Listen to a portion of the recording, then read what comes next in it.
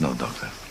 Your wife, she is in danger, yes. She is threatened with death, yes. And you send, not for the police, not even for a private detective, but for a nurse? I thought... You see, Doctor, it all rings, except for that one thing. Why a nurse? Well, there is an answer. In fact, there can only be one answer. That you did not really believe that your wife, she was in danger. God help me. I didn't. Doctor, did you suspect that your wife wrote those letters herself?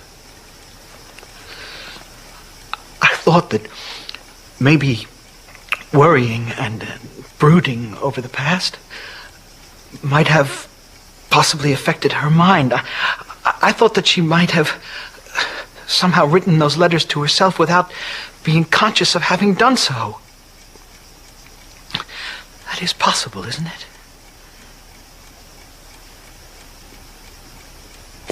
There are, as I see it, three possibilities. Three?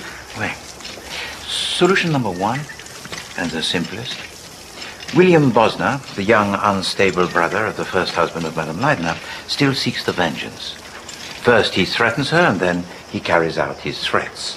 But if we accept this solution, then we have the problem of how he entered and departed without being observed. And the second? Solution number two, that for reasons of her own, Madame Leidner writes to herself those letters that are most threatening. I thought that was the idea you favored.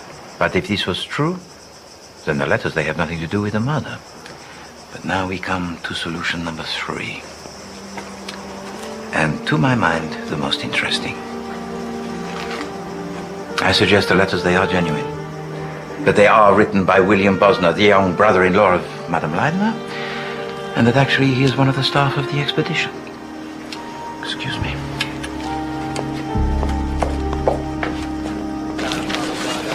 I joined the expedition only about a month ago, from the order of the Père Blanc at Carthage. And before your arrival here, mon père, did you at any time make the acquaintance with Madame Leidner? No.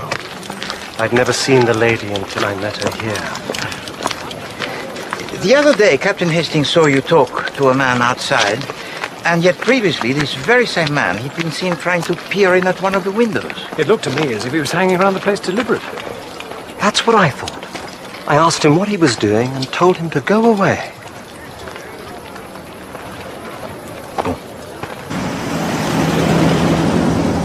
Father Levin is out of the question. He's a well-known man. Anyway, he only joined the expedition last month. I happened to take the telegram from Dr. Leidner asking him to join into Baghdad and send it myself. Dr. Bird had been taken ill. Had to go back to Boston. But you do not appreciate the point of importance, Superintendent. If it is William Bosner who has done this thing, where has he been all these years? He must have taken a different name. He must have built up for himself a career.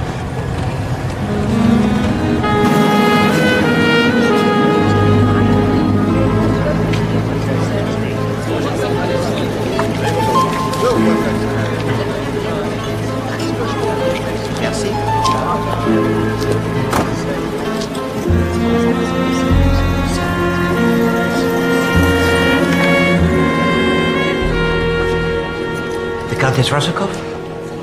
I'm afraid not, Monsieur Paul. Good night.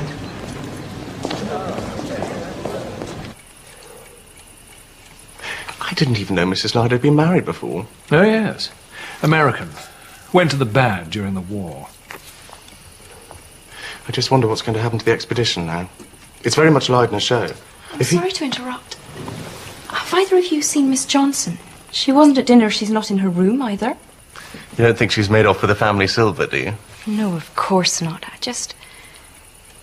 Well, you know, with a murderer about.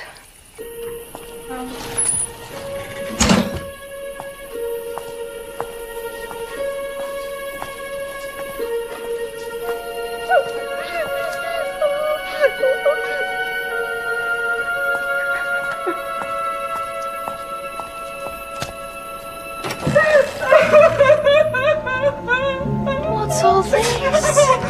Are you you mustn't sit here crying all by yourself. Don't, Miss Johnson, don't. Take a hold on yourself. What's upset you, Miss Johnson? It's all so awful. Now, you mustn't start thinking about it again. What's happened has happened and can't be mended. There's no use fretting, you know. No. Oh, you're right, nurse. I'm making a fool of myself. It all came over me suddenly. Yes. Yes, I know. A good night's sleep is what you need. Yes. Thank you, nurse. You're a nice, kind, sensible woman. Oh, it's not often I make such a fool of myself.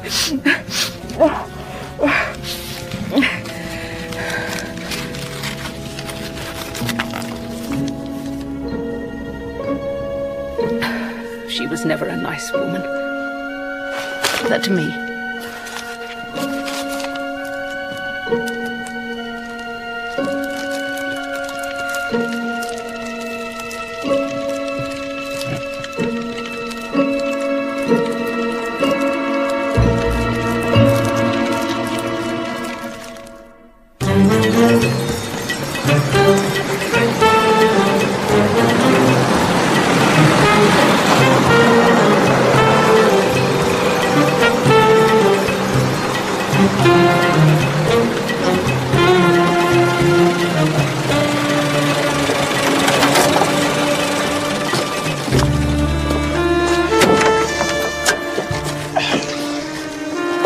Any sign of the Countess yet, Poirot?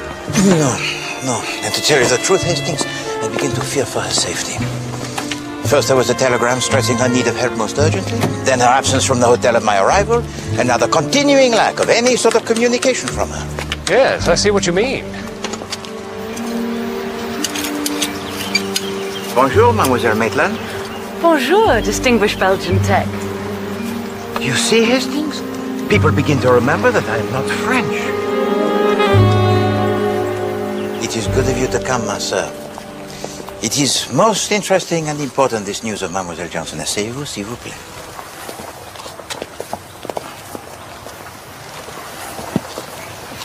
Mademoiselle.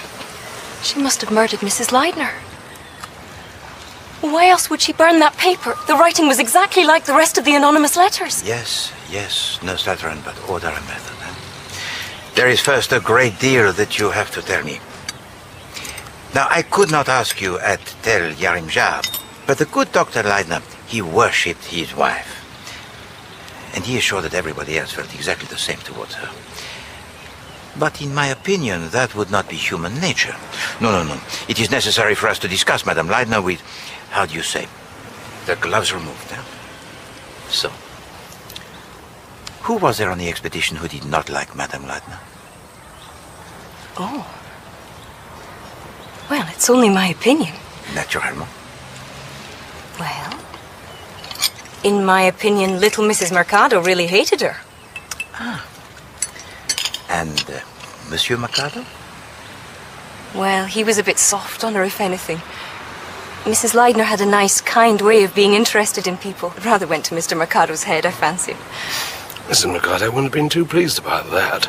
I've seen her look at Mrs. Leidner as though she'd like to kill her.